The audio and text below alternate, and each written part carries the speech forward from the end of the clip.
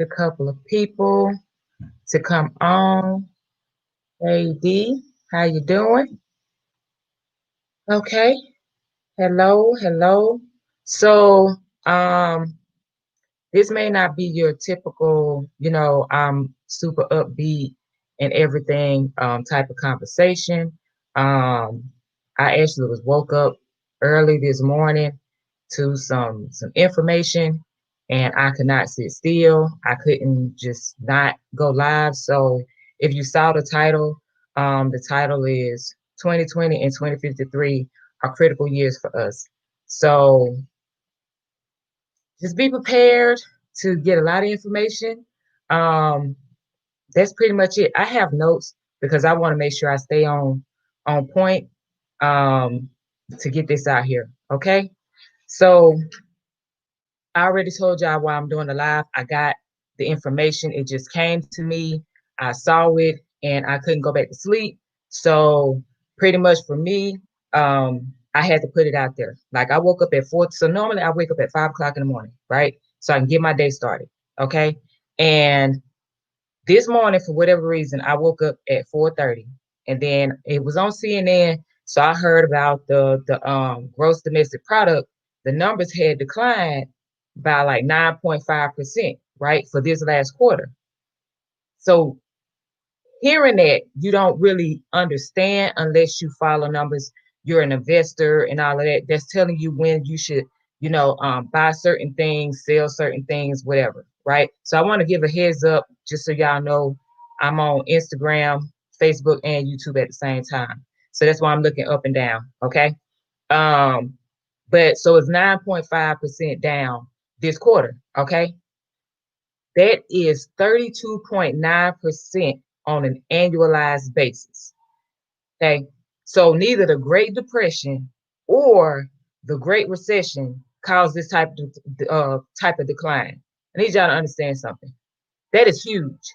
If the Great Depression nor the Great Recession caused this type of decline, notice the title 2020 and 2053 are critical years for us, people who look like me. I need y'all to understand this. I say this a lot. The 2053, the year, why is it significant to us?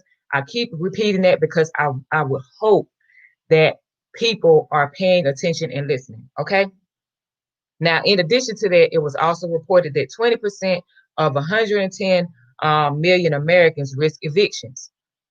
How many people is 20% of 110? That's 22 million people. So we have 22 million people that are risking eviction. Now, of that 22 million people, right, 42% of Black Americans are fearful of eviction. So we just said 22 million, period, in the United States. So we're looking at roughly 99 million of our own brothers and sisters worrying about being evicted. They're renters. Do you hear me? We're not talking about 100 people. We're not talking about 1,000, 10,000, 100,000. We're talking about roughly 9 million of our brothers and sisters that are risking eviction. On top of that, the jobless claims that came out yesterday rose to 1.42 million last week alone. Okay. And to add insult to injury, the value of the US dollar dropped more than 9.5% since March of this year. So what does all that mean to you? What does that mean to you? So it means that relying on one source of income is not wise. If you know that GDP numbers are declining, it's the worst since, well, actually it is neither one of the Great Depression or the Great Recession had these type of numbers. Okay. We have to pay attention. We have to pay attention. There was a sister that was on CNN this morning. Her name is Pamela. She was from Georgia. So they did an interview with her about the loss of relief from the government because she lost her only job that she had with the Hawk Center, right? She lost that. And now she's concerned about what's going to happen when she loses her benefits, her unemployment benefits, because she has a 6-year-old daughter. You know what's crazy though? The one thing she mentioned is pretty much you can't rely on one source of income. She actually said those words out of her mouth. But the unfortunate thing is that given her situation, it took for her to lose her job and the risk of not getting those unemployment benefits from the government for her to realize, that you can't have just one source of income. I wish nothing but the best for the sister, of course, but I'm trying to drill home a point here. We have to do a better job of making sure that we are mentally, physically, emotionally, financially prepared for the future. 2053 is another critical year for us. If 2020 has shown you anything, it should have shown you, and I hope that it has shown you to be prepared. Okay? I'm hoping that it has shown you that now is the time. If you have not been preparing yourself in those areas, now is the time to be prepared. So what is predicted to happen if the government relief is halted or just cut altogether? All right, I'm going to read something to y'all. Okay? According to the Urban Institute, during the last half of 2020, poverty rate in the U.S. will rise to 11.9% without a new stimulus, extended unemployment, and the Supplemental Nutrition Assistance Program, SNAP, benefits. This is according to the Urban Institute. So if we know Blacks only make up, or African Americans only make up 13.4% of the over 320 million Americans that we have in the United States. Now, this population, the estimated numbers are coming from the United States Census Bureau. So I'm not making these numbers up, okay? I'm not making these numbers up. I want to make sure we're clear, okay? So you can fact check me if you want, but these numbers are estimated as of 1 July 2020. Okay, so there's a little over 43 million Black people. 43 million Black people.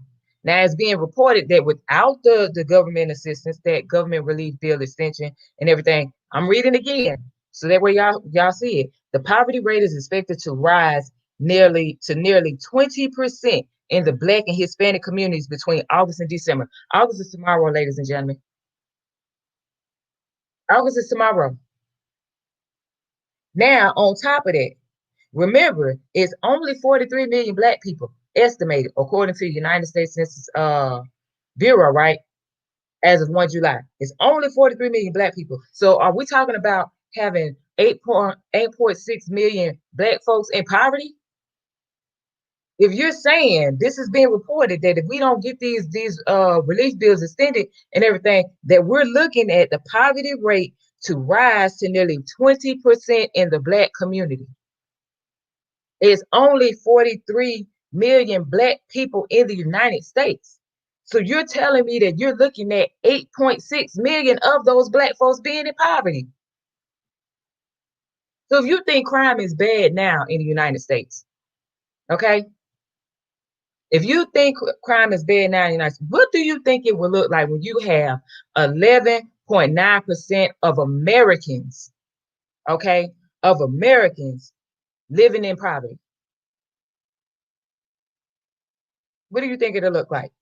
And then if 22 million Americans are actually evicted from their homes, right, from their rental properties or whatever, and the housing apocalypse actually comes to fruition, what in the world do you think America is going to look like?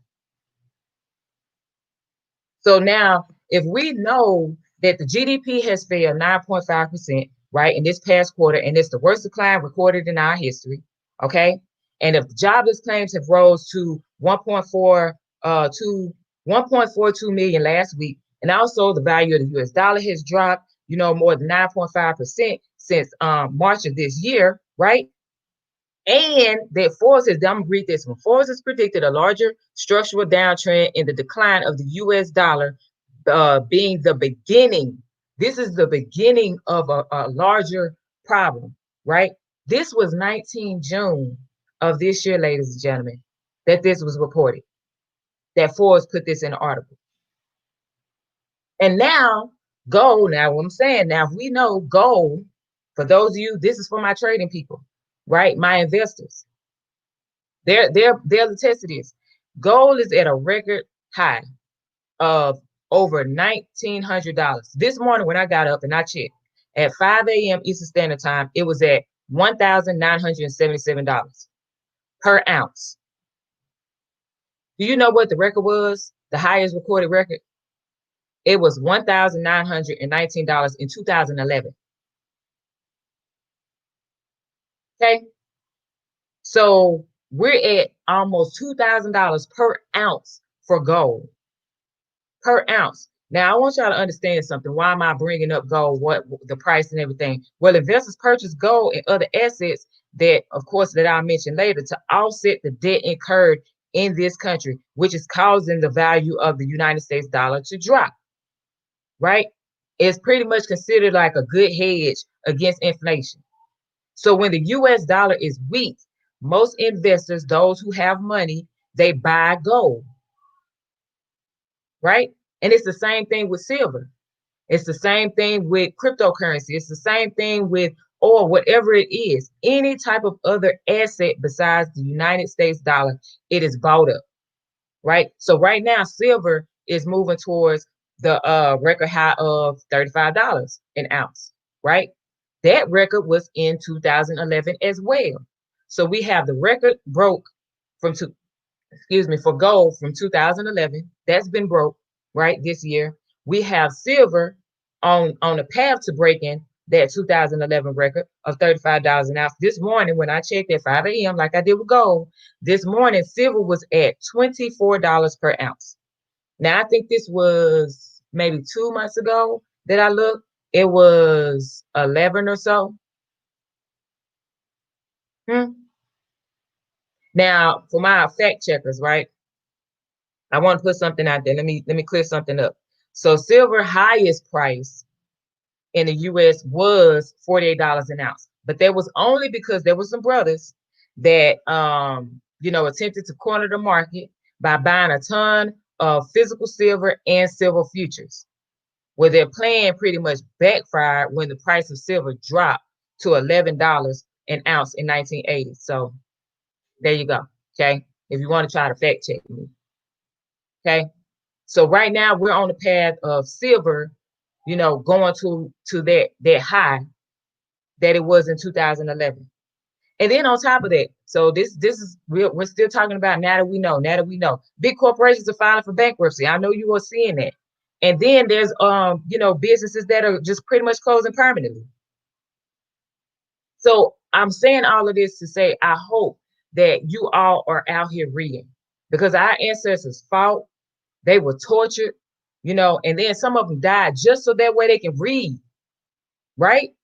They didn't want to be left behind. They wanted to know what was going on. So you better read while it's still legal. You need to read while it's still legal. Don't let, social media and reality TV and whatever else, life in general distract you from getting into this internet, getting into these books. Please read, ladies and gentlemen. It's too much information out here for us to be worrying about 8.6 million of our brothers and sisters being in poverty. 22 million Americans being in poverty. When we have well over 600 billionaires in the United States alone. The United States has the most billionaires in the world. The most billionaires in the world. That's according to Forbes, if y'all want to fact check me. And that's okay. Okay? So with that being said, if we know all of the above, right? What are we going to do with the information? What is our plan? What is our game plan? Right? So now the remainder of this message is only for the people who are aware that 2020 is critical, right? It's a critical year for us, and a critical year that will be documented in U.S. history. So the rest of this message is only for the people who understand that and are well aware. If you say, whatever, I ain't trying to hear all that, that is fine. I ask that you go on ahead right now and stop the video. Okay? You can hop off the live, no longer watch it. It's okay. But I'm talking to the people who understand right now is critical. I'm about to give you some possible action steps. Okay. So for those of you, that are with me, I just want to know, like, what side of history do you want to be on? What side of history do you want to be on? Do you want to be part of that 8.6 million in poverty in 2020? Or do you want to be the one that's building and growing and thriving? because they've taken action steps, not just talk. Okay. So again, here we go. So for those of y'all that understand what I'm saying, pretty much why I'm saying these things and, giving you all of these numbers and statistics and everything like that, and know that we must act now. All right. Then I want you to at least consider or start taking one or more of these action steps immediately. That means start today. You need to start writing down, get you a pen and paper, pull out your phone, pull out the notepad on your phone, whatever it is. I'm about to get ready and tell y'all a couple of things. Okay. So I'm about to start. So if you're not ready, you can watch the playback, fast forward to this part if need be. That's fine. Okay. So number one, I need you to start an emergency fund right now. Right now, right now. Like as soon as you get off of this live or get off this live, whatever you want to do, I need you to start an emergency fund now. Whether you keep it in your house, whether you put it in the bank, whatever it is you do, I need you to start an emergency fund now. That emergency fund needs to have a minimum, not less than, not a maximum, a minimum of 6 months of your current income, monthly income. Okay. And if you plan on putting in a savings account, I highly suggest that you do your research and see what bank will give you the most interest for the money that you're going to have in your savings account. I'm going to be honest with you right now. None of the banks are matching, what the stock market and everything, every other type of market can do. But I would look into credit unions. Okay. That's just a suggestion, but I'm asking you to do your own research. Okay. So that's number one. Start your emergency fund now. I don't care if you only have $10. Put that $10 somewhere. Do not touch it until you can accumulate what you make on a monthly basis. You need 6 months minimum of what you make on a monthly basis in your account, in your house, in a safe, whatever. It does not matter. I need you to do that starting today. Okay. Number two is invest, invest, invest. Every single one of us, especially if you look like me, you must have life insurance. Ladies and gentlemen, please get life insurance. Okay. It is imperative that you get life insurance. I'm going to keep saying that because it is too many of our brothers and sisters, especially some of our elders, that still believe for some reason that it's okay to not have life insurance. And don't worry about, well, I have it with my job. Have your own life insurance. Get your own outside of your job. Okay, please, please, please, brothers and sisters, tell your elders, get life insurance now. Okay. Other thing is invest in the stock market. Remember, I said invest, invest, invest. Invest in the stock market. Buy gold if you have the money. I don't care if it's just one coin, because I said that the price is 19. It was 1977 as of 5 o'clock this morning. I didn't look again because I've been moving and busy and phone calls and stuff. But if you can only afford to get one gold coin is better than nothing. Okay. When you can afford to get one gold coin, get you one, because it's 1977 per ounce, ladies and gentlemen. Okay. So keep that in mind, right? We're creeping up on $2,000 an ounce for gold. Purchase silver. Silver is 24. Well, I think it's 27 because 24, 27, one of the two today. But this morning when I looked at 5 a.m., it was 24. I'm waiting on mine to come in the mail. I purchased my silver already. I'm waiting on it to come in the mail. Okay. I'm not waiting around. I'm already invested in the stock market. I already have my life insurance. Like there's a lot of things I've already done. So now I'm just moving down the list. Of the list that I'm giving y'all is the same list that I'm going off of and investing. Right? Crypto, buy. Do your research, but buy. Okay? Buy. Don't give your money to somebody. I got to make sure I say this. Please, brothers and sisters, do not give your money to someone to invest your money into cryptocurrency for you. Get the app called Coinbase and purchase it yourself. You can even go so far as to set up a payment where it's pulling from your, if you want to do that and you want to set it up to where it's pulling money out of your account every week or monthly or whatever, do that. But please do not give your money to someone to get cryptocurrency for you. There is an app called Coinbase. It is blue with a white C. Okay, please don't do that. All right, so buy crypto or land. Land is becoming available. If you have the money, if you can, pool your money together, whatever you need to do, but purchase land. The interest rates are really low right now. So if you know that you have really good credit, if you have, the ability to get people together that you truly, that you truly trust or whatever, if you don't want to do it or you can't do it by yourself, talk to some investors, do something, but buy land if that's something you can do, right? Properties, purchasing properties, be it residential or commercial, property liens. This is something that I just learned about this year, where you can purchase property liens and end up, selling it back to the city and county and stuff. Like, come on, it's too much information out here, and there's too many opportunities to make money, right? You can lease. You can lease property. Look into property liens. If you feel like, hey, I've done all this other stuff or whatever, look into property liens. There you go. Okay, mutual funds, stock. I already said stocks, bonds, all of this other stuff. Now, in doing so, when we're talking about invest, the other thing is for you to invest in self. If you have a specific talent and everyone comes to you for that particular talent, monetize it. Monetize it. Your business can be just you at the moment. Your name is you. It's your brand. That is okay. Monetize your gifts, ladies and gentlemen. This way, you are able to you'll be able to create like jobs for people who look like us.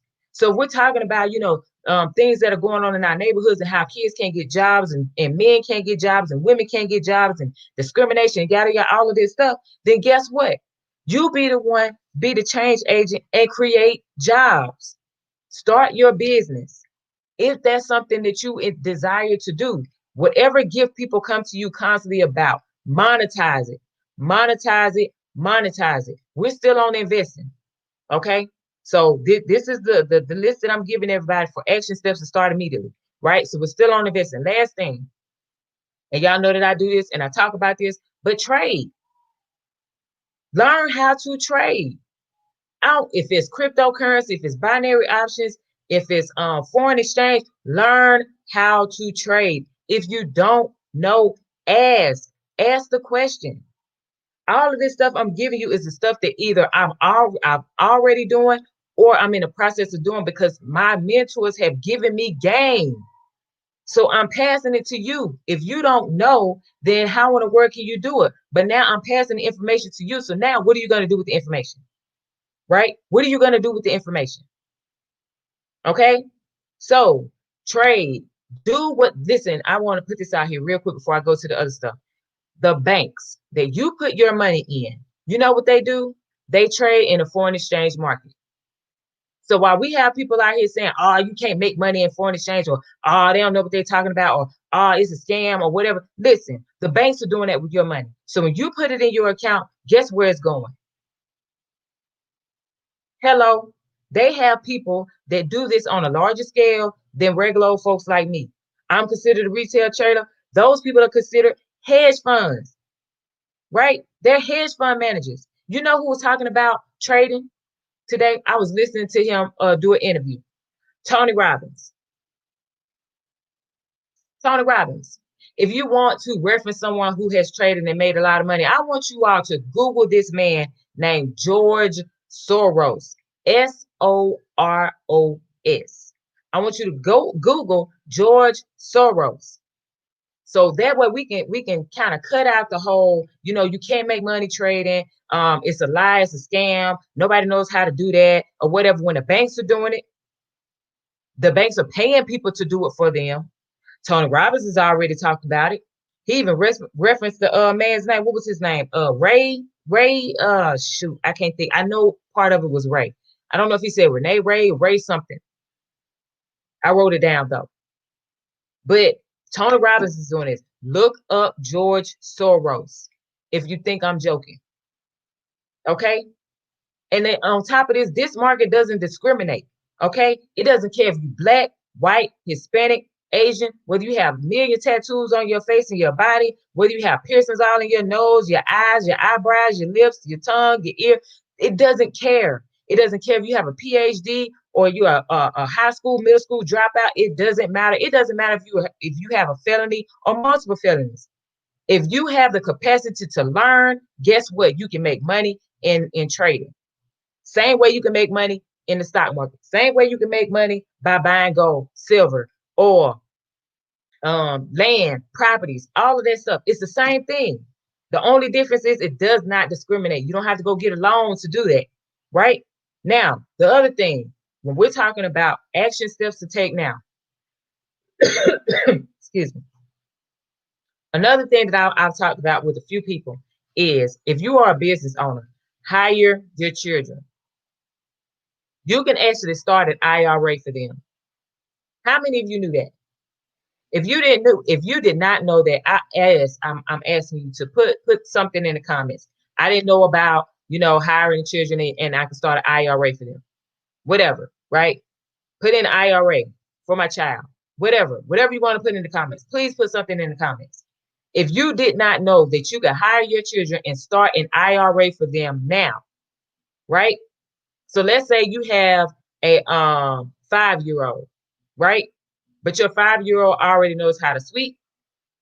Your 5-year-old already knows how to mop.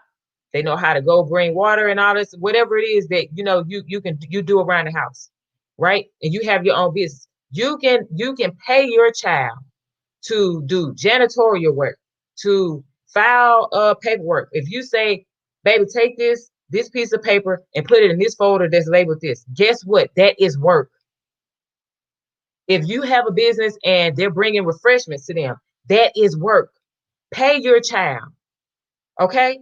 So now, of course, you can research different types of age appropriate jobs because that is a requirement. They have to be age appropriate jobs in order for you to pay them, and they go into the IRA, right? So I have a cheat sheet too from a brilliant sister actually from Instagram. And if you want it, let me know. I can send it to you. And especially if you have an account on Instagram, I will send you her Instagram as well. Okay. Some of you may know who she is, may not. I don't know, but I'm gonna support this sister because she's brilliant. All right.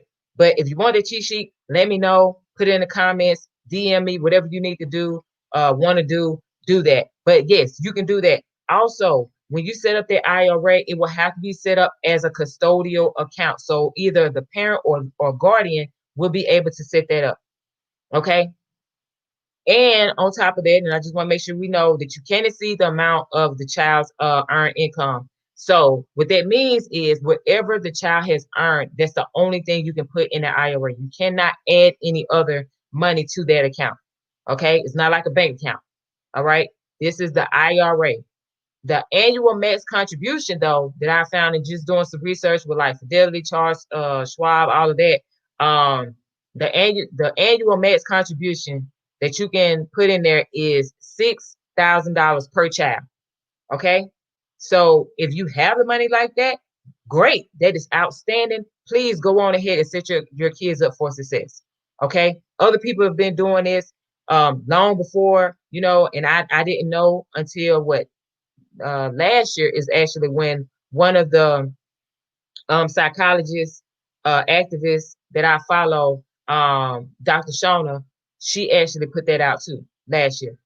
So yes, please do that. And then lastly, work on creating a wealthy mindset. I post that on Facebook and as well as on Instagram. Work on creating a wealthy mindset. How can you do that? By studying the wealthy. Study their schedules, study their habits. I'm gonna be honest with you. If you watch their interviews, listen to what they say. Listen to the language that they use. They have their own language. Some of the things that we say and the way that we say things is not what the wealthy do. Okay? They have wealth conversations constantly. So study the wealthy. But this is imperative that we work on creating a wealthy mindset. You have more than enough tools and access and resources available to you. It is on you as an individual to take that, apply that, and move. Take action now. Okay. So I want to quote Denzel Washington. I know I did a live on Facebook, not yesterday, but maybe the day before or so. But I want to say this quote again because it stuck with me, right? But he says, without commitment, you'll never start. And without consistency, you'll never finish. So if I'm sitting here saying I've given you the numbers, the GDP numbers, the unemployment, the potential poverty percentage for the Americans, all of these things, I've given you all of this. How many of our brothers and sisters could possibly be evicted, right? So I've given you all of these numbers. So without commitment, you'll never start. And then without consistency, you'll never finish. If you decide that, yes, I need to take these steps that Leona said or whatever, stick with it. Stick with it. Okay.